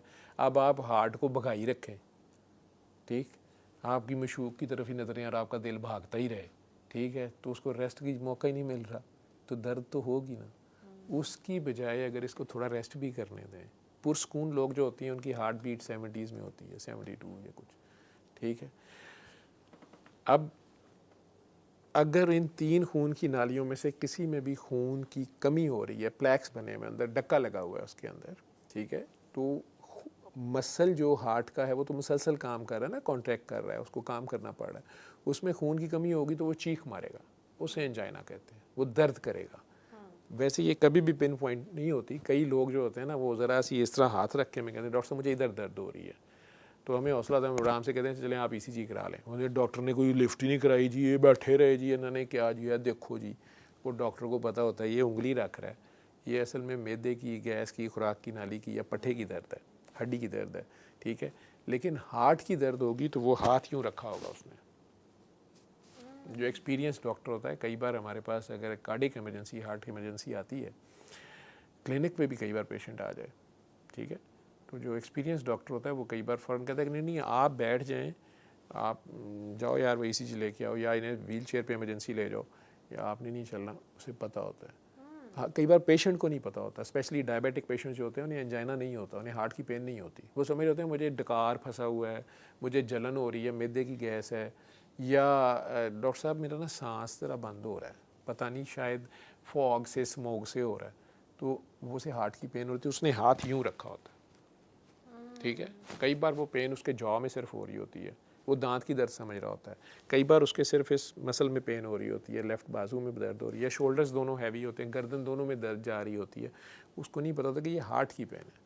लेकिन हाथ उसने यहाँ रखा होगा, जब उसने हाथ यहाँ पूरा ऐसे रखा होगा, प्रीकॉर्डियल कैच हम उसे कहते हैं, कि पता नहीं यहाँ पर कुछ अनईजी है। शुगर वाले को पेन चूँकि नहीं हो रही होती, तो चेहरा उसका पिलाहट उस वक्त हुई होती है, हीमोग्लोबिन चाहे उसकी 15 है, लेकिन चेहरा उसे हम कहते हैं पहला है, या ठंडे पसीने साथ आ रहे हैं, तो हम उसको फौरी तौर पे, वो बिल्कुल चले भी ना, वो बैठ जाए, गाड़ी ना ड्राइव करे, सीढ़ियाँ ना चढ़े, वेट ना उठाए, वो बैठ जाए। ज़ुबान के नीचे गोली होती है एंजेसिडम उसे कहते हैं, नाइट्रेट्स, वो ज़ुबान के नीचे रखते हैं तो वो फौरी तौर पे उसकी खून की नालियों को थोड़ा सा डायलेट करता है। आम इंसान जो है वो खांसी ज़रूर करे उस वक्त, तो यहाँ से खांसी करे उससे खून का दौरा हार्ट की तरफ पड़ता है और उसको हॉस्पिटल लेके जाए, ठीक है। और लेकिन उसको चलाएं नहीं, उससे कोई ज़ोर नहीं लगवाएं, बच्चा नहीं उठवाएं, व्हील चेयर उससे ना चलवाएं, तो ना कोई स्ट्रेस दें। अब्बा जी को पैसे भी है जे, उन्हें अटैक हो गया, उन स्टेंटा कित्थों पैण गईयां, तुहाड़ियां ईमानदारियां, तो अब्बा कहता या अल्लाह मैनू चुक लै, ठीक है। तो अब उन्हें आप कहेंगे नहीं अब्बा जी खैर है, एक बार एहतियातन चेक करा लेते हैं, कुछ कर लेते हैं। डॉक्टर्स भी कहते हैं पर खैर है आप लेट जाएँ वो, लेकिन उस साथ ही ऑक्सीजन लगा देते हैं। अगर हॉस्पिटल पहुँच गए हैं ऑक्सीजन लगा देते हैं, लिटा देते हैं, मॉनिटरिंग शुरू हो जाती है, ज़ुबान के नीचे वो गोली रखी जाती है, कुछ एस्प्रीन अगर है तो आधी गोली फ़ौरन उसको या पूरी गोली खिला दी जाती है, ज़ुबान के नीचे वो भी रख दी जाती है। तो ये एंजाइना पेन जो है, कई बार हार्ट के पेशेंट होते हैं, उन्हें पता होता है कि मुझे हार्ट है, मुझे हार्ट की डिजीज़ है या स्टेंट्स भी डले हुए हैं, उसके बावजूद मुझे एंजाइना होता है, तो उन्हें डॉक्टर्स ने बताया होता है कि आपने ये गोलियां जेब में रखनी हैं, और जब भी आपको दर्द हो, एक तो आपने फ़ौरन बैठना है, नंबर 1 आपने या लेट जाना है या बैठना है, आपने रेस्ट करना है, और ज़ुबान के नीचे गोली रख लेनी है। 5 मिनट के अंदर ये दर्द ठीक हो गई तो ठीक है, नहीं तो दूसरी गोली फिर रखें 5 मिनट के बाद और हॉस्पिटल की तरफ चल पड़े, ठीक है। कई बार उन्हें पता होता है कि नहीं 2 गोलियों से भी ठीक हो जाती है, ये हो जाती है ठीक मेरी, या एंजियोग्राफी पहले भी डॉक्टर्स कर चुके होते हैं और उन्होंने बताया होता है कि ये माइनर सी एक वेसल है आपकी और आपको ऐसे हो रहा है, इसमें स्टंट भी नहीं डाल सकती, ऑपरेशन की भी ज़रूरत नहीं है, दवाइयाँ खाएँ, अपनी डाइट ठीक कर लें, खून पतला करने वाली गोली खाते रहें, स्ट्रेस ना लें, बेहतर रहते हैं। लिवर की भी प्रॉब्लम्स स्टार्ट हो जाती हैं। लिवर तो इस एज तक जो है वो बेचारा जवाब देने के चक्कर में होता है। अगर खुदा न खास्ता काला यरकान हो गया तो बहुत पहले श्रिंक कर गया होता है। नहीं तो लिवर की बहुत सी बीमारियां हैं, कैंसर से लेके छोटा मोटा हेपेटाइटिस आम भी, और जो क्रोनिक हेपेटाइटिस जिसे कहते हैं, बी वायरस, सी वायरस, काला यरकान जिसमें रंग भी काला पड़ जाता है, तांबे की तरह हो जाता है, वो भी है। फिर लिवर की और कुछ बीमारियां हैं, जैसे पित्ता लिवर के साथ मिल के काम करता है, पित्ते में पथरियाँ आ गई हैं, आपने ज़्यादा मुरगन ग़िज़ाएँ और ज़्यादा तली हुई खुराकें खाई और एक्सरसाइज नहीं की, ठीक है, तो फिर पथरियाँ अंदर बनी, ठीक है। या आप सगे बहन भाइयों का माल शाल खा गए तो वो भी हो जाता है, यतीम का माल खा गए, बेवा बहन का जायदाद में से हिस्सा खा गए, तो पित्ते पुत्ते कट जाते हैं, जिगर जुगर बट जाते हैं, तो हो जाती हैं बीमारियाँ। लेकिन ये तो आपको नहीं पसंद आएंगी, आपको तो मेडिकली सुनना है। तो मेडिकली यही है कि उसके जिगर में इस तरह की पेन या इस तरह की डिजीज़ हो सकती है जो अभी तक हमने डिस्कस ना की हो इस टाइम टेन्योर पे। 50 और 60 के दरमियान जिस तरह आपकी इंटेलेक्ट और मेमोरी इफ़ेक्ट होती है, इसी तरह आपकी नज़र भी इफ़ेक्ट होती है, इसी तरह आपकी हियरिंग भी इफ़ेक्ट होती है, इसी तरह आपके खाने का टेस्ट भी और उसको हज़म करने की एबिलिटी भी इफ़ेक्ट होती है, आपके चलने फिरने की क़ुव्वत भी ज़रा कम हो जाती है, आपकी चीज़ों को बर्दाश्त करने की, इमोशनल ट्रॉमास लेने की भी कैपेसिटी ज़रा कम हो जाती है, फ़िज़िकल पावर भी कम हो जाती है, आप बीमारियों को भी जल्दी काबू आ जाते हैं उनके, ना आपकी वो डाइट है ना आपकी वो फ़िज़िकल एक्टिविटी है। ये सारी चीज़ें इस एज में आके ही शुरू होती हैं। अगर आप स्टिल पॉजिटिव थिंकिंग रखते हो, आपकी सोच मुस्बित हो, ठीक है, और आपके हौसले जवान हो, और आप अपने आप को अपनी कैपेसिटी के मुताबिक रखते हुए, अपनी लिमिट्स में रहते हुए, अपनी डाइट और अपनी फ़िज़िकल एक्टिविटी को रखते हुए आप दूसरों के लिए भी सुकून का बायस हों और अपने आप को भी आप सुकून में ही रखें, अपनी कैपेसिटी के मुताबिक रहें, तो आप बहुत सी बीमारियों से, बहुत सी खामखा की इल्लतों से बच जाते हैं। और आप फर्दर अगले 10 साल में भी अपनी एक एक्टिव लाइफ गुजार रहे होते हैं। उसमें एक्सरसाइज या वॉक या छोटी मोटी कोई भी फ़िज़िकल एक्टिविटी जो है वो ज़रूरी है। इसी तरह ब्रेन को भी फ्रेश रखने के लिए आपको अच्छा मुतालिया या अच्छी गुफ्तगू, डिस्कशंस पुराने दोस्तों के साथ या कहीं भी बैठ के या छोटे बच्चों के साथ एक्टिविटीज़ में शामिल होकर तो आप ठीक रहते हैं। इसमें अगेन डाइट का बड़ा रोल होगा। आप शुगरी डाइट्स, बेकरी और जो एसिडिक डाइट्स हैं वो कम रखें, ठीक है। तली हुई चीज़ें, फास्ट फूड्स वो अवॉइड करें। सब्ज़ियाँ, फल, थोड़ी सी प्रोटीन जूद हज़म तरीके से लेने की वो हो, एक्सरसाइज हो रोज़ाना की, और अपनी फ़िज़िकल कैपेसिटी के मुताबिक आप काम करें, ठीक है, तो आप बहुत सी मुसीबतों से बच सकते हैं, चल सकते हैं। एक लास्ट क्वेश्चन, बहुत सारे लोगों को ना शिवरिंग स्टार्ट हो जाती है, वो बैठे बैठे भी शिवर कर रहे होते हैं, हालांकि कोई एक्टिविटी नहीं कर रहे, कोई काम नहीं कर रहे, लेकिन वो बात भी कर रहे हैं तो वो शिवर कर रहे हैं, तो उसकी क्या रीज़न है? राशे की बीमारी, पार्किंसंस, ठीक है, ये फिर अगेन ब्रेन से रिलेटेड है और नर्व से रिलेटेड है। तो उनका जो इलेक्ट्रिकल सिस्टम है सारा का सारा बॉडी का, उसके ऊपर उनका अपना कंट्रोल जो है वो बड़ा कम रह जाता है। बॉडी के अंदर दो तरह के ब्रेन के दो पार्ट्स होते हैं, एक एक्शन कर रहा होता है, दूसरा उसको बैलेंस करके रोक भी रहा होता है, ठीक है। आपने कितना भागना है, कितनी स्पीड पे भागना है, कहाँ जाके ब्रेक लगानी है, ये सारा कुछ है ना। अगर आप भाग पड़े हैं लेकिन आपको ब्रेक लगानी नहीं आ रही, या आपने ब्रेक खोले बगैर ही आप गाड़ी चलाई जा रहे हैं, हैंड ब्रेक आपने लगाई हुई है, ये सारी चीज़ें हैं ना, दोनों ही अगर बैलेंस ख़राब हो जाएगा तो राशे की बीमारी में भी ब्रेन के वो सेंटर्स जो आपकी इनवॉलेंट्री और वॉलेंट्री मूवमेंट्स को कंट्रोल करने के अलग-अलग से सेंटर्स हैं, उनका कंट्रोल कम हो जाता है और नर्वस सिग्नल्स आते जाते हैं वहाँ से नर्व्स के, और उनको आप बैलेंस नहीं कर पा रहे होते, ठीक है। एक मसल्स हैं जिन्होंने इस बाजू को इधर लाना है और एक मसल्स हैं जिन्होंने वापस इधर लाना है।